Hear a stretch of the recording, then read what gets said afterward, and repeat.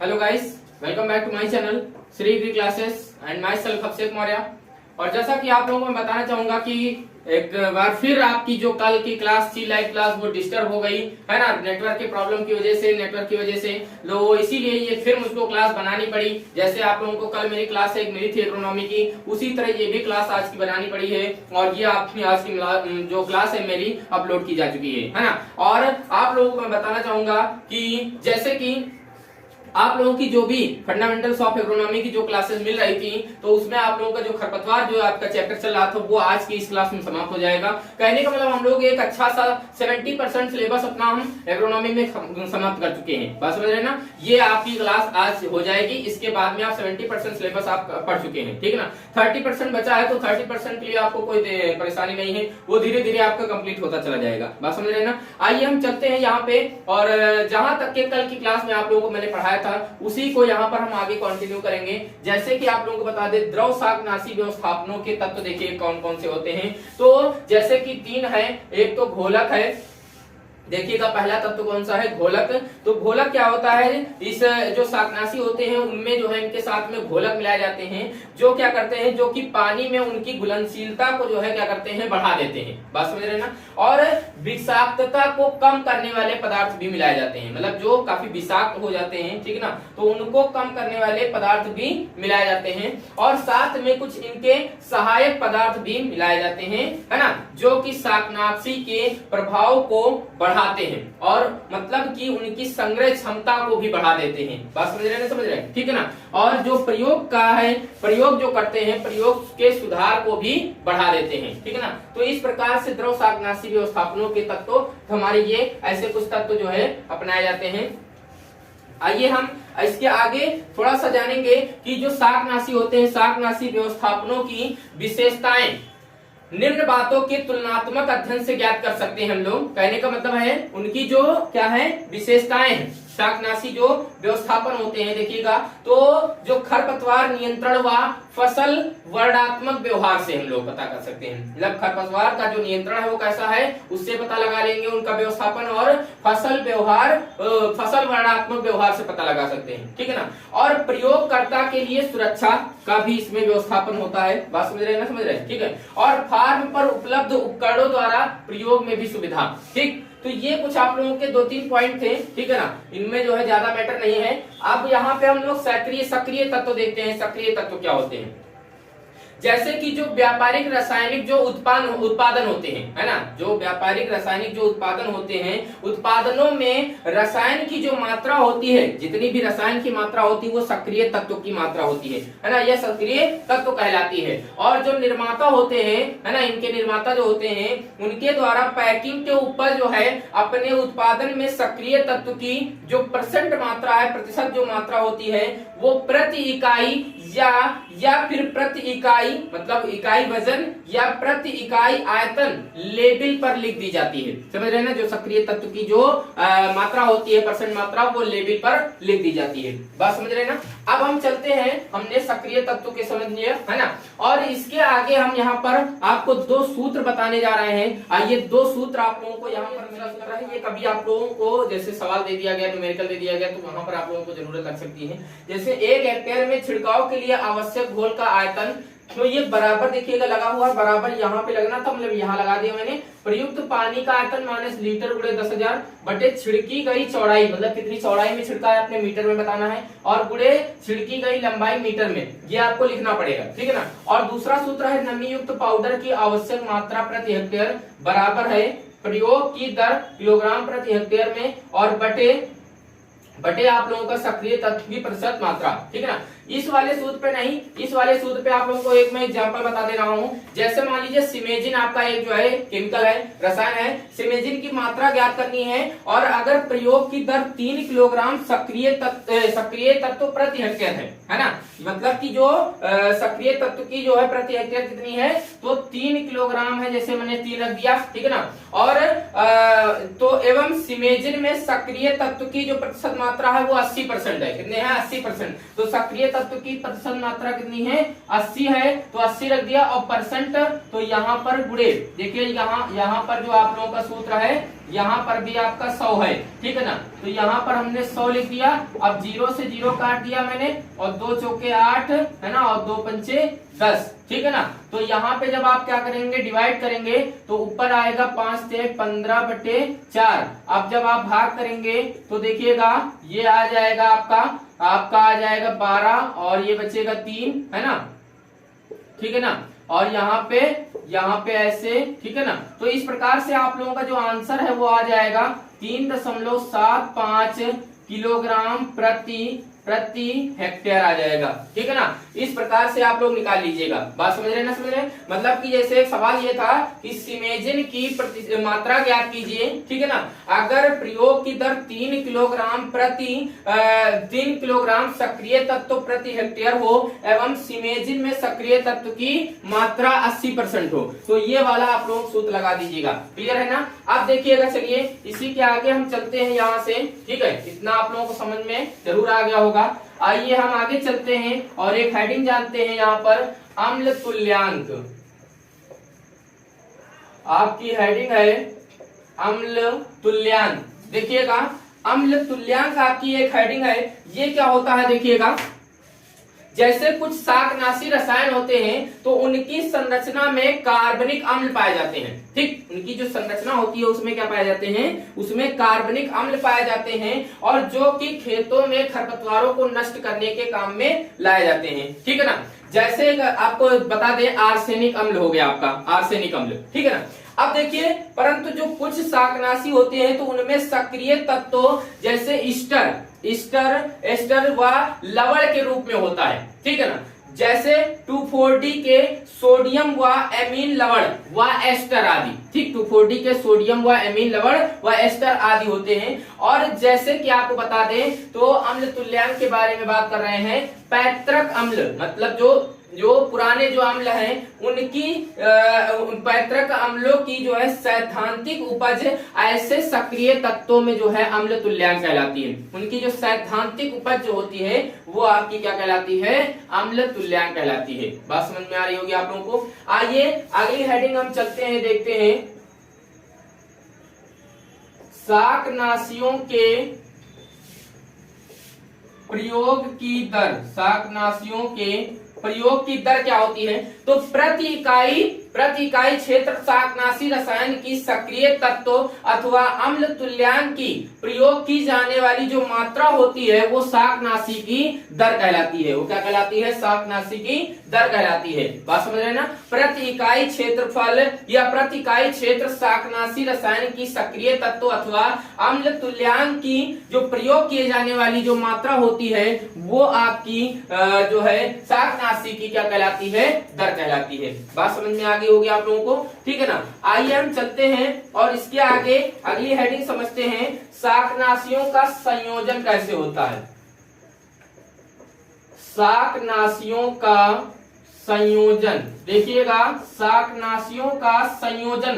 तो शाकनाशियों को संयोजित करने के लिए, उनका संयोजन करने के लिए देखिएगा, जैसे मान लीजिए कि जब क्या किया जाए, इनकी जो है जैसे कुछ उद्देश्य है उनकी पूर्ति के लिए, जब 2 या 2 से अधिक शाकनाशियों को एक साथ फैक्ट्रियों में या बाहर मिलाया जा सकता है अगर, तो वो संयोजन हो जाता है, उनका संयोजन हो जाता है। और कैसे हम कर सकते हैं ये काम, जैसे विभिन्न खरपतवारों को एक साथ नष्ट करने के लिए, जैसे कई खरपतवार है तो उनको एक साथ नष्ट करने के लिए हम 2 केमिकल एक में मिला दें। बात समझ रहे हैं, समझ रहे हैं। जैसे आपको बता दें तो एक डेलापान और प्लस 2,4-D आप मिला सकते हैं, ठीक है ना। डेलापान और 2,4-D आप मिला सकते हैं। और सह प्रक्रिया प्राप्त करने के लिए, मतलब साथ प्रक्रिया हो जाए ऐसी चीज प्राप्त करने के लिए, तो इसके लिए आप क्या कर सकते हैं, आप लोग 2,4-D और प्लस 2,4,5-T जो है आप मिला सकते हैं। बात समझ रहे हैं, ठीक है ना। और किसी भी जो है व्यवस्थापन की तेज विषाक्तता दर को जो है कम करने के लिए, कोई भी जो है मान लीजिए व्यवस्थापन की जो तेज जो है अगर उसकी विषाक्तता है, काफी विषाक्त है, वो ज्यादा विषाक्त है, तो उसकी दर को कम करने के लिए भी जो है आप क्या कर सकते हैं, मतलब इनका व्यवस्थापन कर सकते हैं। 2,4-D के साथ में क्या किया जाता है, बोरोन मिला दिया जाता है। 2,4-D के साथ बोरोन मिलाया जाता है ताकि जो है जो बोरोन है वो 2,4-D के सूक्ष्म जीवाणु सड़ाव को रोक देता है। समझ रहे ना, उसके सूक्ष्म जीवाणु सड़ाव को रोक देता है, ठीक। आइए अब हम चलते हैं और अगली हेडिंग जानते हैं।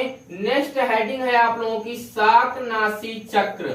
अगली जो हेडिंग है आप लोगों की शाकनासी चक्र, हर्बिसाइड रोटेशन क्या होता है। आइए हर्बिसाइड रोटेशन समझते हैं। तो एक ही खेत में शाकनाशियों में सुव्यवस्थित प्रयोग को, है ना, जब सुव्यवस्थित प्रयोग को हम शाकनासी चक्र कहते हैं। एक ही खेत में शाकनाशी जो होते हैं, शाकनाशियों के सुव्यवस्थित या सिस्टेमेटिक प्रयोग को जो है क्या कहते हैं हम लोग, जो है शाकनासी चक्र कहते हैं, है ना। और जो है इसका प्रयोग, ये शाकनासी चक्र कैसे अपनाते हैं, इसलिए तो यह एक ही फसल में अलग अलग शाकनाशियों के प्रयोग, या है ना, जैसे मान लीजिए कब करना हो, जब एक ही फसल में अलग अलग शाकनाशियों का प्रयोग करना हो, या फिर एक ही खेत में अन्य फसल के बोने पर अलग अलग शाकनाशियों का प्रयोग किया जा सकता है। बात समझ रहे हैं, समझ रहे हैं, ठीक है ना। तो शाकनाशी का जो चक्र है आप समझ रहे होंगे कि एक खेत में ही मतलब शाकनाशियों के जो सुव्यवस्थित जो है, जो उनका सुव्यवस्थित प्रयोग होता है वो शाकनाशी चक्र कहलाता है, ठीक है ना।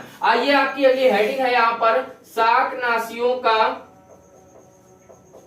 देखिएगा शाकनाशियों का अवशोषण।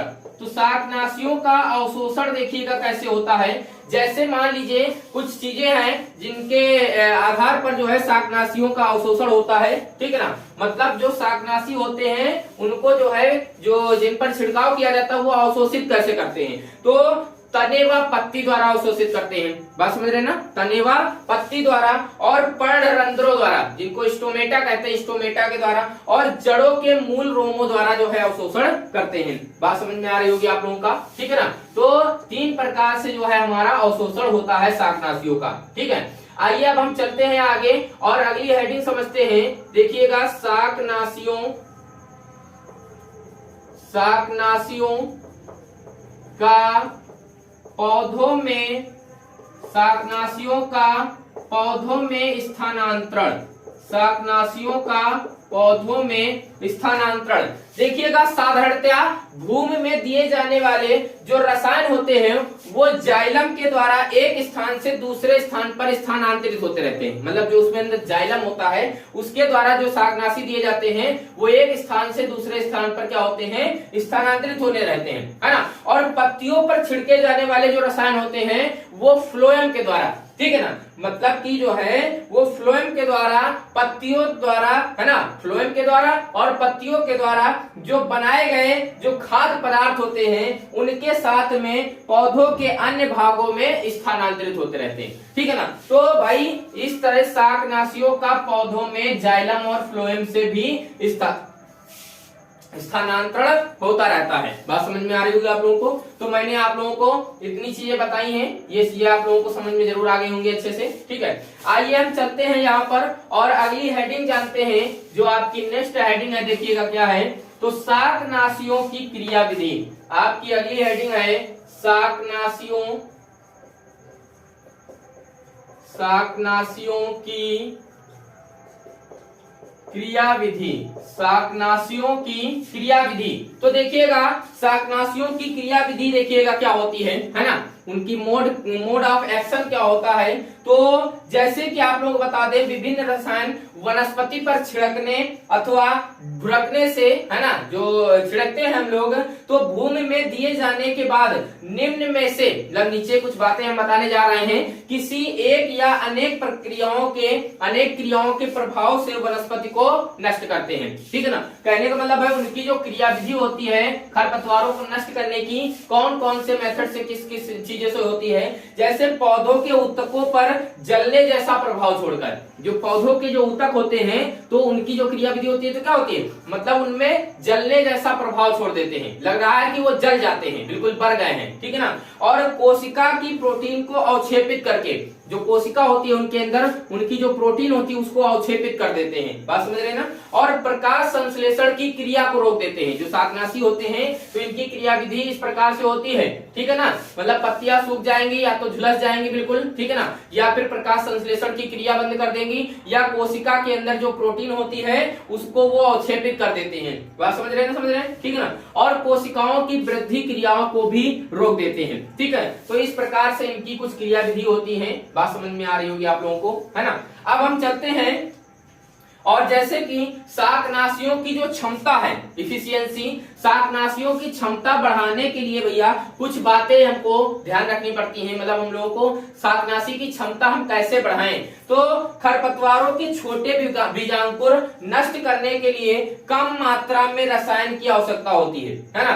अतः जहां तक संभव हो अगेता छिड़काव करें। अगेता मतलब पहले ही छिड़काव आप कर दे। बात समझ रहे ना, जितना संभव हो सके आप रसायन का पहले ही छिड़काव कर दीजिए तो उसकी क्षमता बढ़ जाती है। बात समझ रहे ना, बात समझ रहे ना। अब देखिएगा छिड़काव में जो है जो बुंदकियां होती हैं, बुंदकियां जो उसमें ड्रॉपलेट्स होती हैं है ना, छोटी से छोटी हूं, ठीक, छोटी से छोटी हूं। खरपतवार के पूरे वानस्पतिक आच्छादन पर शाकनाशियों का छिड़काव करें। मतलब जो पूरा वानस्पतिक आच्छादन जितने में भी वानस्पति है उस पर जो है पूरे पर आप छिड़काव करिए। बात समझ रहे ना, तो उसकी क्षमता बढ़ जाएगी उन पे काम करने की, नियंत्रण करने की। बात समझ रहे हैं, समझ रहे हैं, ठीक है ना। आइए हम चलते हैं और जो शाकनाशी हैं तो इनके रख रखाव के लिए कुछ बातों को ध्यान रखना है। कौन कौन सी चाहिए, कौन कौन सी सावधानियां चाहिए, जैसे कि वाहन के समय बरती जाने वाली सावधानियां। कहने का मतलब है कि जब वाहन से आप जो है केमिकल को ले जा रहे हैं शाकनाशियों को, तो भाई उनको अच्छे से सील पैक कर दीजिए डिब्बे में बंद करके, और तब जो है उनको लेके जाना चाहिए, चेक कर लेना चाहिए, वरना हो सकता है एक दो केमिकल एक दूसरे में मिल जाए तो दिक्कत कर सकते हैं। बात समझ रहे ना। संग्रहालयों में भी सावधानियां रखनी चाहिए। संग्रहालय मतलब जहां पर हम लोग जो है केमिकल को रखते हैं, रसायन शाकनाशियों को रखते हैं, वहां पर भी हम लोगों को काफी ज्यादा जो है मतलब जो है ध्यान रखना पड़ता है। बात समझ रहे ना। और डिब्बे का जो ढक्कन होता है वो बहुत ही सख्त बंद होना चाहिए, ठीक है ना। डिब्बे का जो ढक्कन होता है उसको काफी टाइट बंद करना चाहिए हम लोगों को, है ना। अगली हेडिंग है आप लोगों की, देखिएगा शाकनाशियों के मिश्रित व प्रयोग करने, मतलब प्रयोग करते समय जब शाकनाशियों को मिश्रित मिक्सिंग व प्रयोग करते समय भैया कुछ चीजें याद रखना, हम लोगों को ध्यान रखना है। जैसे ताजा पानी व साबुन किसी आपात स्थिति से बचने के लिए अपने पास रखें। कहने का मतलब जैसे मान लीजिए कोई सडन कोई प्रॉब्लम आ गई तो उसके लिए आप लोग ताजा पानी रखिए या साबुन वगैरह रखिए, तो तुरंत उनसे हाथ धो लीजिए। या कहीं पे गिर गया तो उसके, क्योंकि वो जो झुलसा देता है, कभी कभी कुछ केमिकल ऐसे होते हैं। बात समझ रहे ना, समझ रहे। अधिकतर विषनाशी डॉक्टरों के पास होते हैं, है ना। कहने का मतलब है जो विषनाशी होते हैं, एंटीडोट्स होते हैं। मतलब जैसे मान लीजिए आपके ऊपर कोई केमिकल पड़ा, वो दिक्कत कर गया, तो उसका जो है एंटीडोट डॉक्टरों के पास होता है, तो तुरंत उनसे मीट करिए। बात समझ रहे ना, समझ रहे, ठीक है। अब देखिएगा शाकनाशियों का फसल में प्रयोग करते समय भैया, फसल में प्रयोग करते समय कौन सी सावधानियां रखनी चाहिए। तो प्रत्येक शाकनाशी रसायन हानिकारक होता है। अभी मैंने बताया जो शाकनाशी रसायन होते हैं वो बहुत हानिकारक होते हैं, और अगर इसके बारे में बताई गई सावधानियों व सिफारिशें नहीं अपनाई जाती हैं तो दिक्कत हो जाती है। इसमें जो है उसमें आप लोग देखे होंगे, उसमें जो है सावधानी या सिफारिश लिखी जाती है, तो उनको जो है ध्यान रखना बहुत पड़ता है। कहते हैं बच्चों से दूर रखिए, या इस तरह जो उसमें बातें बताई जाती हैं। और पैकिंग के डिब्बों पर लगे लेबल को ध्यान पूर्वक रसायन प्रयोग करने से पूर्व पढ़ लीजिए। उनके ऊपर जो लेबल लगा होता है तो उसको जो है प्रयोग करने से पहले आप लोग ध्यान पूर्वक पढ़ लीजिए, वरना हो सकता है कि आप कुछ गलती कर जाएं। बात समझ रहे हैं ना, समझ रहे हैं, ठीक है। तो इस प्रकार से आप ऐसी कुछ बातों को ध्यान रखेंगे। इतना आप लोगों को यहाँ तक जरूर क्लियर हो गया होगा, है ना। आई होप यहाँ तक भाई मैं स्पीड में हम बता रहा हूँ, लेकिन मैं कोशिश कर रहा हूँ तो आप लोगों को जरूर समझ में आ रहा है। तो जैसे कि अभी फसल में आप लोगों को खरपतवार नाशियों को प्रयोग करते समय कुछ सावधानियां बता रहे थे, तो थोड़ी सी और सावधानियां देखने हैं कि जैसे कि मान लीजिए कि जो स्प्रेयर होता है जिससे हम लोग छिड़काव करते हैं उसका रखरखाव अच्छे से करना है, ठीक है ना। और स्प्रेयर की सफाई भी काफी अच्छे से कर लेनी चाहिए हम लोगों को, ठीक है ना। स्प्रेयर में जो छन्नियां होती हैं वह डंडी की सफाई जो है मिट्टी के तेल व नायलॉन के ब्रश से करें। बात समझ रहे ना, मतलब उनके जो छन्ना होता है उनको भी काफी अच्छे से साफ कर लेना चाहिए हम लोगों को, ठीक है। अब हम इसके आगे चलेंगे और यहाँ से कुछ आप लोगों को मैं शाकनाशियों का नाम बताऊंगा। हालांकि यहाँ पर मैं लिख नहीं रहा हूँ, साइड में आप लोगों को एक पेज आ जाएगा, लिख कर दिख जाएगा, तो वो आप लोग जो है उसको देखिए, और वहां पर आप लोगों के शाकनाशी काफी लिखे हुए हैं, क्योंकि बोर्ड पर लिखते काफी समय लगता, ठीक है ना।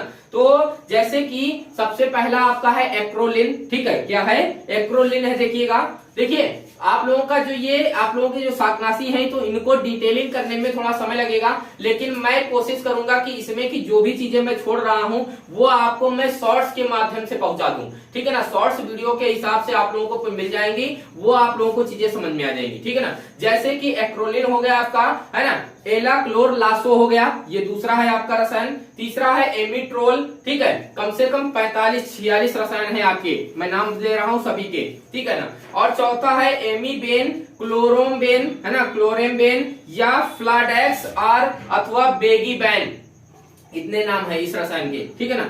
अगला है आपका एट्राजीन या एट्राटफ है अगला, ठीक है ना, एट्राजीन। ये अगला आप लोगों का 6 नंबर है बारबेन या बारबामेंट या कार्बाइन, ये आप लोगों का छठा है। अगला आप लोगों का है बेंथियोकार्ब सैटर्न, बेंथियोकार्ब सैटर्न। अगला है आपका ब्यूटाक्लोर, है ना, मैचेटी डेलाक्लोर, ओके, ठीक है। 9वां नंबर है आपका क्लोरो क्यूजोरोन, है ना, टेनोरान, ठीक है, ओके, बात समझ में आ रही होंगे। आप लोगों को साइड में लिखा हुआ देख लीजिएगा, इतने रसायन है आप लोगों के, मैं एक बार पढ़े दे रहा हूं। अगला है आप लोगों का डेलापान या इसी को टाफापान, डाउपान, राडापान, बेस्फापान कहते हैं, ये आप लोगों के इतने नाम है, ठीक है ना। अगला है आपका डाइलेट एवाडेक्स, ओके। अगला है आपका डाइकेम्बा बानैक्स, है ना।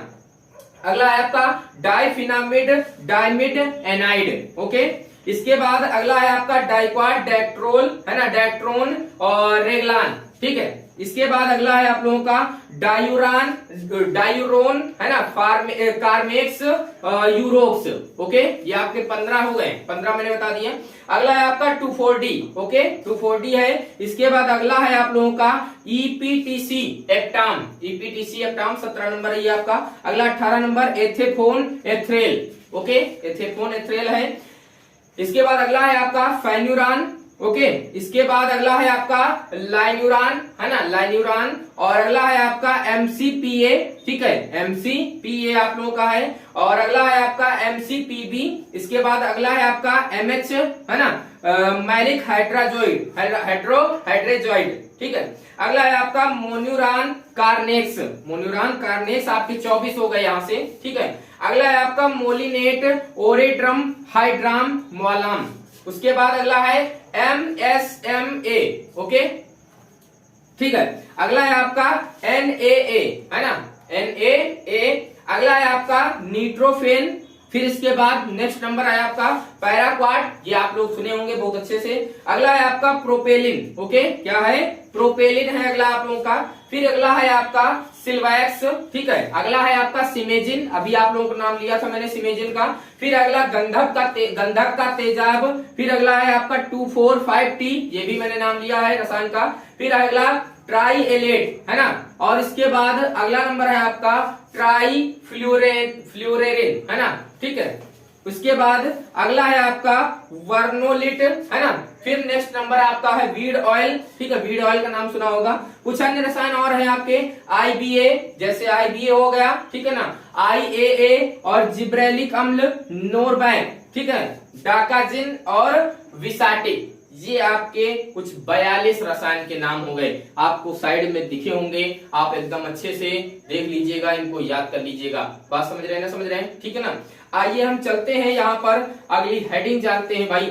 मैं आज खत्म कर दूंगा इस मतलब वीडियो में, ये आपका जो चैप्टर है, कुछ विशिष्ट क्षेत्रों के खरपतवारों का नियंत्रण कैसे करते हैं। कुछ विशिष्ट क्षेत्र हैं, जैसे परती भूमि में खरपतवार भी नियंत्रण कर सकते हैं हम लोग। आकृष्ट भूमियों एवं वन क्षेत्रों के खरपतवारों का रसायनों से हम नियंत्रण कर सकते हैं, ठीक है ना। और जो सड़क, रेल मार्ग या हवाई अड्डों या फार्म, बड़े बड़े कारखानों के आसपास के जो खरपतवार होते हैं, उनको हम रसायनों से जो है क्या कर सकते हैं, नष्ट कर सकते हैं, ठीक है ना, नियंत्रित कर सकते हैं। आइए चलते हैं यहां से, जो आपकी अगली हेडिंग है नियंत्रण के उपाय। देखिएगा, नियंत्रण के उपाय आपकी अगली हेडिंग है। अगली हेडिंग आपकी कौन सी है, नियंत्रण के उपाय। तो नियंत्रण के उपाय यहाँ पर कुछ आपकी विधियां हैं। सबसे पहली विधि आपकी है जैविक विधि, वो यांत्रिक विधि, है ना। यांत्रिक विधियों से कैसे, तो समयांतर पर जो है खरपतवारों को काटना, समय के अंतर पर खरपतवारों को काटा जाए, ठीक है ना। और इससे सड़कों के किनारे हरे भरे ये बने रहते हैं, बात समझ रहे हैं ना। अगला है आग लगाकर, मतलब ये यांत्रिक विधियों से आग लगाकर नष्ट कर सकते हैं, ठीक है ना। अगला है आपका रसायनों का छायादार वृक्षों को बचाते हुए प्रयोग करना, ठीक है ना। मतलब जो रसायन का प्रयोग कर रहे हैं, ये दूसरी मेथड है। पहला आप लोगों का यांत्रिक हो गया, दूसरा आप लोगों का रसायनों का जो है छायादार वृक्षों को बचाते हुए जो है उनका प्रयोग करना। तो जैसे आप लोग बताते हैं, इसके लिए सिमेजिन हो गया, है ना, एट्राजीन हो गया आपका 20 से 50 किलोग्राम प्रति हेक्टेयर आप लोग जो है क्या कर सकते हैं, इनका प्रयोग आप कर सकते हैं। बात समझ रहे हैं ना, समझ रहे हैं, ठीक है ना। तो इस प्रकार से आप रसायन का प्रयोग करके भी जो है इनके नियंत्रण के उपाय कर सकते हैं, ठीक है। अगला है आपको देखिएगा जैविक विधियां। तीसरा आपका मेथड है कौन सा, जैविक विधियां। तो जैविक विधियों में देखिएगा क्या है मामला कि जैसे कि कुछ कीट पतंगे आप लोगों को बताया था मैंने, जैविक विधियां बताया था, ठीक है ना। रोगाणुओं आदि का निषेचन जो है क्षेत्र में पाए जाने वाले खरपतवारों की किस्म, है ना, के अनुसार जो है इनका नियंत्रण करते हैं। जो आपके कीट पतंगे होते हैं मैंने आप लोगों को बताया था, ठीक है ना, ये ज्यादा कोई डिटेल में जाने की जरूरत नहीं है। अगला आप लोगों का है जलीय खरपतवार। जलीय खरपतवार जिनको वाटरी वीड्स कहते हैं। देखिए वाटरी वीड्स किस प्रकार से हानि पहुंचाते हैं, एक दो पॉइंट आप लोगों को बता देते हैं। जैसे नहरों, नदियों व सिंचाई की जो नालियां होती हैं, है ना, निकास की जो नालियां होती हैं, उनमें पानी के जो बहाव होता है, पानी का जो बहाव होता है उसमें 30 से 50% तक की ये गति को कम कर देते हैं जलीय खरपतवार, ठीक है ना।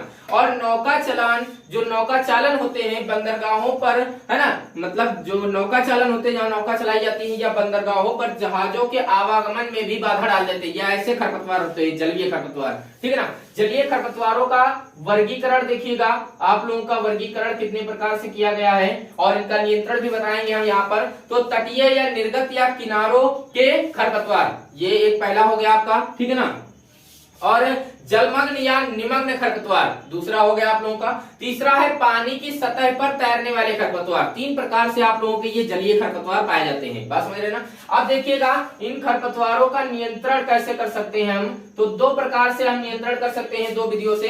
जैसे यांत्रिक विधियों से हम लोग कर सकते हैं और रासायनिक विधियों से। तो यांत्रिक विधियों से आप लोग जैसे इनको सुखा दे, ड्राइंग कर दे, ठीक है ना, और मतलब जो है पानी की मात्रा हटा दे तो वहां से सूख जाएंगे ये, ठीक है ना। आग लगा दिया जाए, ठीक है ना, या इनको काट दिया जाए, ओके, बिल्कुल। तो यहां से इस प्रकार से आप लोग इनका जो है नियंत्रण कर सकते हैं, ठीक। आप देखिए रासायनिक विधि से क्या है, तो इस विधि में जो है क्या किया जाता है, जो रसायन होते हैं, जो दवाइयां होती हैं, उनके छिड़काव से जो है हम इनको क्या कर सकते हैं, इनको जो है हम नियंत्रित कर सकते हैं, बात समझ रहे हैं ना। और पीछे मैंने आप लोगों को जो पिछला लेक्चर था उसमें मैंने बताया भी था जलीय खरपतवार को नियंत्रण करने के लिए जो रसायन होते हैं, ठीक है ना। आइए अब चलते हैं यहाँ पर, अगली एक हेडिंग है आपकी शैवाल। देखिएगा शैवाल, इसको हम एल्गी कहते हैं, एल्गी वीड। शैवाल भी आप लोगों ने नाम सुना होगा। इसका नियंत्रण देखिए कैसे करते हैं हम, शैवाल का नियंत्रण। आप लोगों ने शैवाल देखा होगा, ठीक है ना, पानी में जलीय, ये भी जलीय वैसा ही है, यही है ना। तो लोअर एल्गी कॉपर सल्फेट का देखिएगा यहाँ पर इसको कैसे हम नियंत्रित कर सकते हैं। लोअर एल्गी कॉपर जो है एक लोअर एल्गी है, ठीक है ना। इसमें जो है सबसे पहला एक है लोअर, देखिएगा लोअर एल्गी है, ओके। और दूसरा है आपका देखिएगा हायर एल्गी, लोअर एल्गी और हायर एल्गी, दो प्रकार के आपके शैवाल होते हैं, ठीक है ना। शैवाल आपके लोअर एल्गी और दूसरा हायर एल्गी। तो इसका जो है आप जो है जो रोकथाम है, इसका नियंत्रण कैसे कर सकते हैं। तो कॉपर सल्फेट का 1 ppm है ना पार्ट्स पर मिलियन जो है आपका घोल या 8 से 16 किलोग्राम प्रति हेक्टेयर मीटर शैवाल की प्रारंभिक अवस्था में स्थिर जल में प्रयोग करें, ठीक है ना।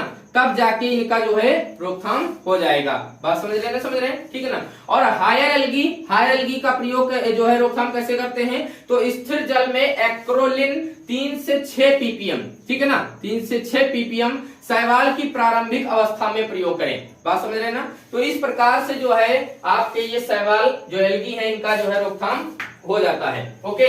आइए अब हम आगे चलते हैं। और आप यहाँ पे हमने बहुत शॉर्ट में बता दिया है, बिल्कुल छोटी सी चीज बता दी है, ठीक है ना।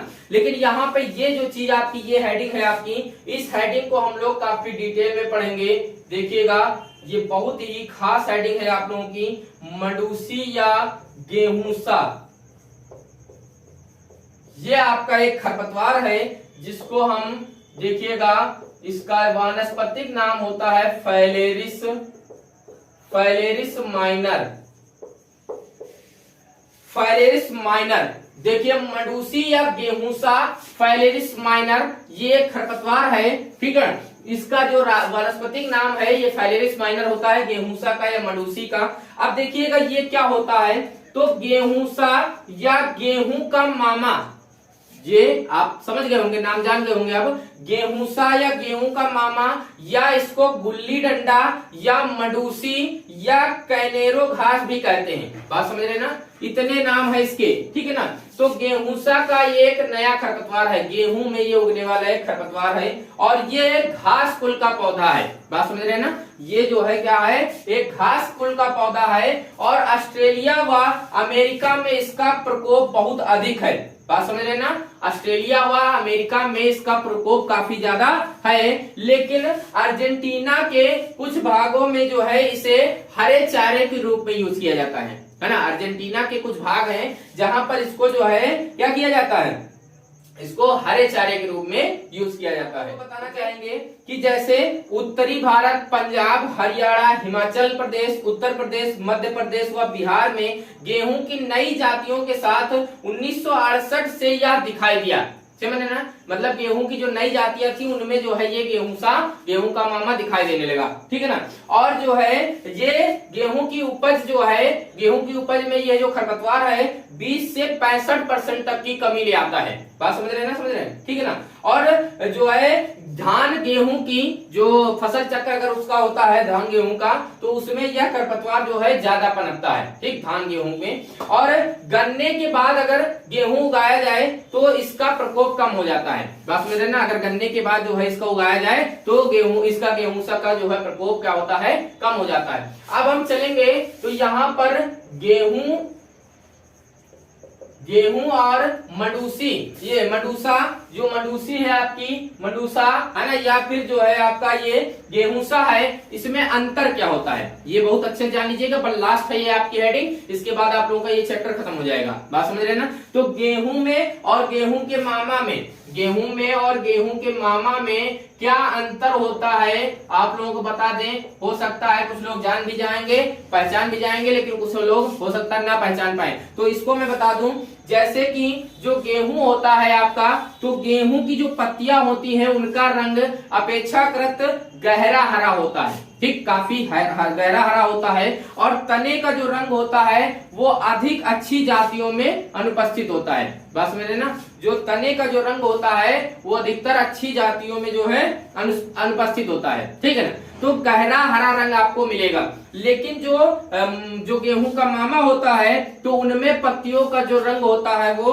हल्का हरा होता है। कैसा होता है वो हल्का हरा होता है। और इनके जो तने के आधार होते हैं, तने के आधार पर हल्का लाल या हल्का गुलाबी रंग होता है, ठीक, हल्का लाल या हल्का गुलाबी रंग पाया जाता है गेहूं के मामा में, ओके। और गेहूं का जो कल्ले होते हैं वो बिल्कुल सीधे निकलते हैं, ठीक है ना। और पत्ती व कल्ले के बीच कुछ फासला होता है, पत्ती व कल्ले के बीच में कुछ क्या होता है, फासला होता है। लेकिन इनमें क्या होता है, गेहूं के मामा में जो कल्ले होते हैं वो गुच्छों में निकलते हैं, ठीक है ना, वो गुच्छों में निकलते हैं। और पत्ती व कल्ले के बीच फासला इसमें ज्यादा नहीं होता है। बात समझ रहे हैं ना, ठीक है ना।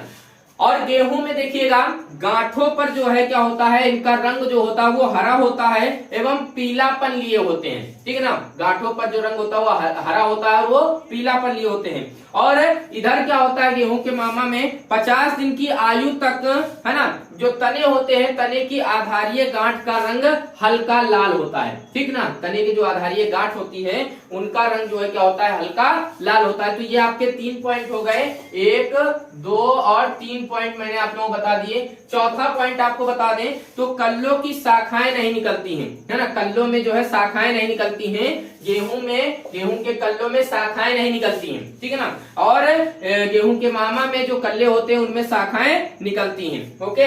अगला आपका है 5वां नंबर। देखिए गेहूं में बाल भी पाए जाते हैं, तो जो बाल की जो लंबाई होती है वो 10 से 15 सेंटीमीटर तक होती है, बस 10 से 15 सेंटीमीटर तक होती है। लेकिन गेहूं के मामा में जो बाल होते हैं उनकी जो लंबाई होती है वो 3 से 8 सेंटीमीटर होती है। कितनी होती है, 3 से 8 सेंटीमीटर होती है, ओके। अब देखिएगा जो गेहूं होता है, तो गेहूं जो होता है, गेहूं का जो पौधा प्रति पौधा 100 से 120 बीज पैदा करता है, ठीक है ना। प्रति पौधा 100 से 120 बीज पैदा करता है। और जो गेहूं का मामा होता है वो प्रति पौधा 2 से 3,000 बीज पैदा करता है। बात समझ रहे ना, तो कितना बड़ा अंतर है। और देखिएगा यहाँ पर इसमें जो है गेहूं में 1000 बीजों का जो भार होता है वो औसतन 40 ग्राम होता है। कितना होता है? 1000 जो बीज होते हैं गेहूं के, उनका औसतन जो वजन होता है वो 40 ग्राम होता है। लेकिन जो गेहूं का जो मामा होता है, इसका अगर औसतन जो वजन देखा जाए 1000 दानों में, तो वो सिर्फ 2 ग्राम होता है। कितना होता है?